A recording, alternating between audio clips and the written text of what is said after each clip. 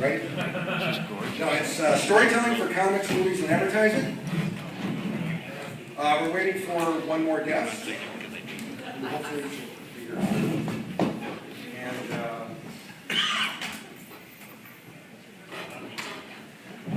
My name is Mike Pascal. I'm blessed to have with me some top flight storytellers, each of whom is better than I am, but I will not admit that in public. What we're going to do is each of us will give a 1 minute or less intro of ourselves, and then we'll go right into the storytelling. So before we get started, please welcome Steve Bissette, Anson Jr., and Benton Jr. Thank you. And hopefully Brent Anderson will remember what time the panel is. Okay. Steve can only be here for about half the panel, so if he gets up and leaves, it's not because he's being chased by swamp creatures. If at any time you can't hear us or if a mic cuts out, just do one of these, which is the international sign for speak up. And you guys obviously just pretend you're on a radio show. Okay. Howard Stern? Not that good. Okay, I spent 15 years as an ad agency senior art director and copywriter, where I created a Super Bowl spot and a bunch of other things, and it's also where I learned how to do storyboards. And then since turning freelance, I boarded dozens of commercials, including some of the Chevy Transformer spots, and a couple of features which haven't been shot yet, and then various short films, trailers, and pitches. In comics, I created and published Broodhead and Nasty Monster Hunter, as well as the first and longest running online comic strip devoted to a single sport or team. It is called the Game Buzz comic, which you can see on Facebook and Smack G's. Before anybody smacks me, let's go to Mr. Bissette. We also have Bill Seinkiwicz here. All right, Bill Seinkiwicz.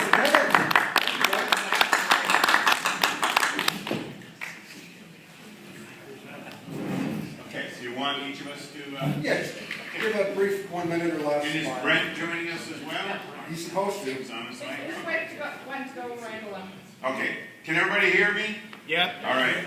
Hi, I'm Steve Bissette, born and raised in Vermont. Member of the pioneer class of the Joe Kubert School, graduated in '78. Went right from there to hustling as much professional work as I could. I was doing work for heavy metal, Scholastic, Marvel, DC, and then got my big break in '83 when fellow Kubert School alumni from the pioneer class, Tanya Yates, convinced John Tollivan and I to take a shot at Swamp Thing. After that, I've co-created, packaged, edited, published, and co-published magazines like Taboo, and I self-published Timer. Only got 4 issues out before Diamond seized the market and the party was over. And I've been teaching now for 10 years at the Center for Cartoon Studies, one of the 3 institutions in North America right now that exclusively teaches comics and graphic novels. We hit our 10th year this summer, and I've been there since the day we opened our doors. So that's what I do. Bill? So, I think I missed the question. I'm imagining that... What's your bio? Yeah, Short bio, so they know.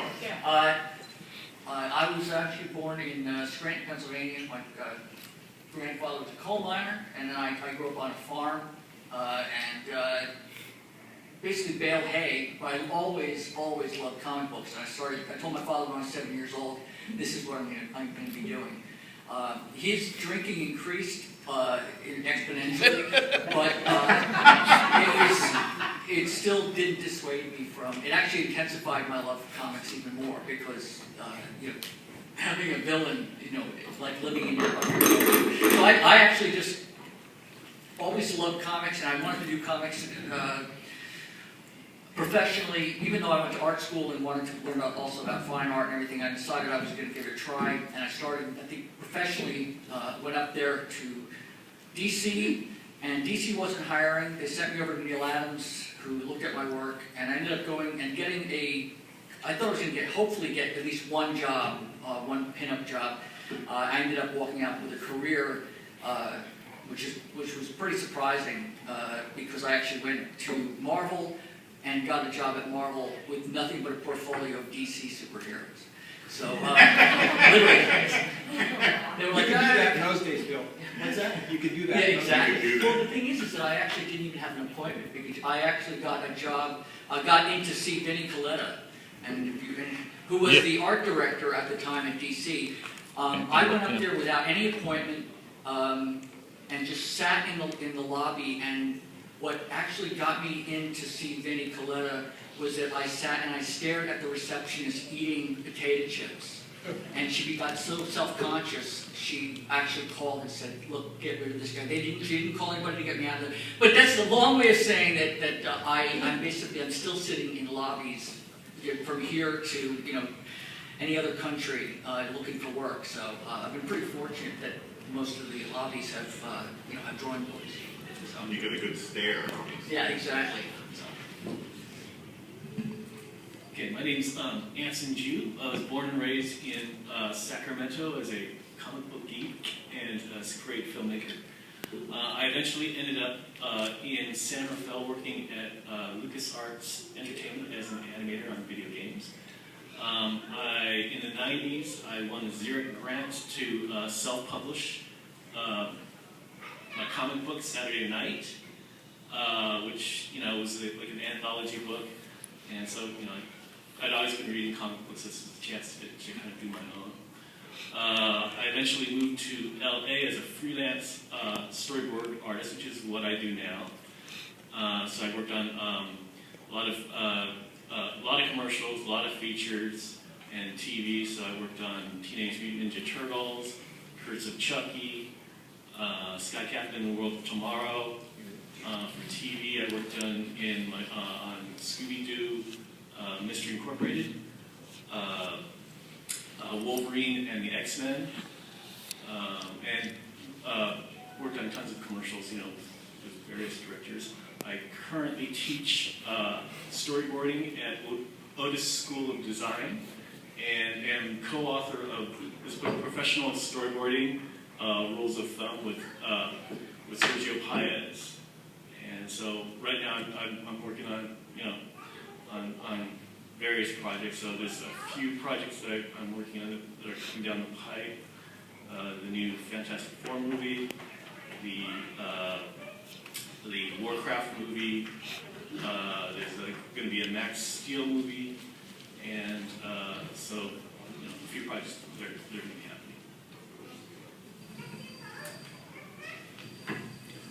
Hi, my name is Benton, if you hadn't guessed. I'm the twin brother of Anson. We both started learning how to draw together when we were young kids, like growing up in Sacramento. We grew up filmmaking and doing our own comics. And when I went to the Academy of Art College in San Francisco, and at one point I met a guy named Stan Fleming, who's a Chicago illustrator who had been the storyboard artist on Indiana Jones and the Temple of Doom. And he remembered me, he liked my work, he said it was kind of like Stan Drake-ish or something, so he was a huge fan of. And anyway, so next time they asked him for a job that he couldn't do, he recommended me. And so my first job out of art school was working as an illustrator at Industrial Light and Magic, George Lucas's visual effects company that did the effects. And during that time, CG wasn't a big thing yet. They still did stuff the old-fashioned way. And so my first film was Ghostbusters 2, and then I would go on to work on films like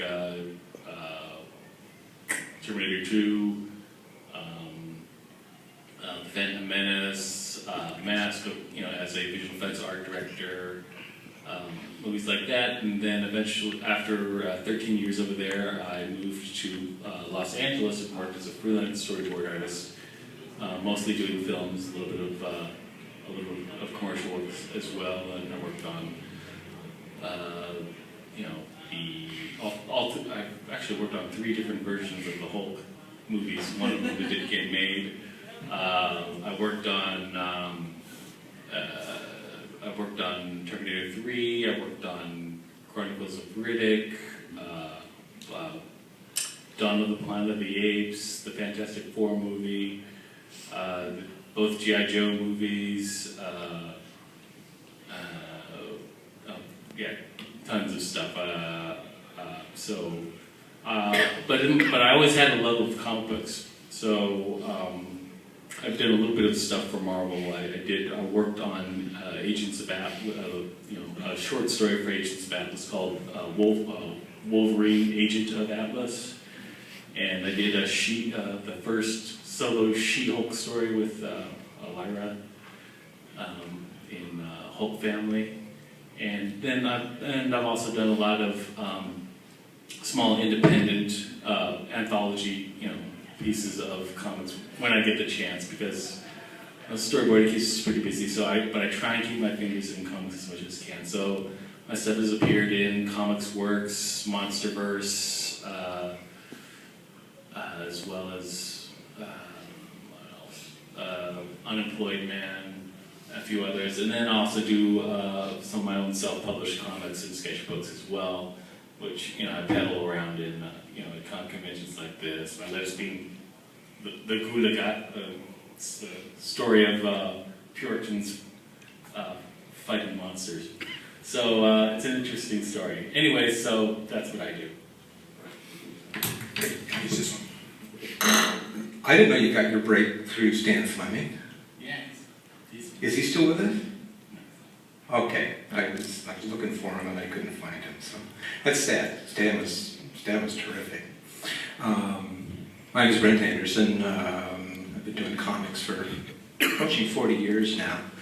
I got in the business much the way that Billy did.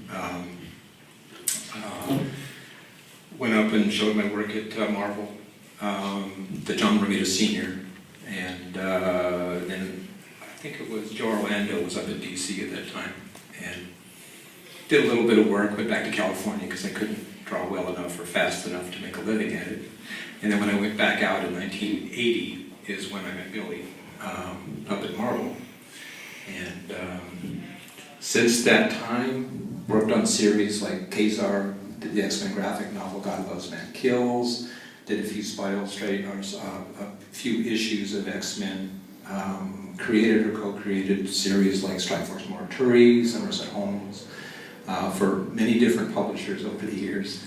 And since 1995, I've been working on a book called Astro City, and pretty much exclusively Kurt Busiek, Alex Ross, and myself have produced this book over. And I joke around when I say we've done 10 years of solid work in 20 years, because this is our 20th anniversary year, and August will be our 20th anniversary ship month. So expect a special issue in issue 26, I believe it is. Thank you, sir. Since Steve has to go soon, I'm just going to brief through the 3 main objectives, and then we'll go into detail afterwards. The first thing you should do is always communicate the story and the script clearly and efficiently. And there's a lot of different interpretations of that term, but the thing is, you have to make the reader do what you want the reader to do. And that leads you into the second one, which is efficiently lead the reader's eye from panel to panel and page to page. And the third one is to keep the reader engaged in the story. So you have to watch for the errors that will take someone out of the story and remind them that they're just reading a comic book that was drawn by some guy in his living room.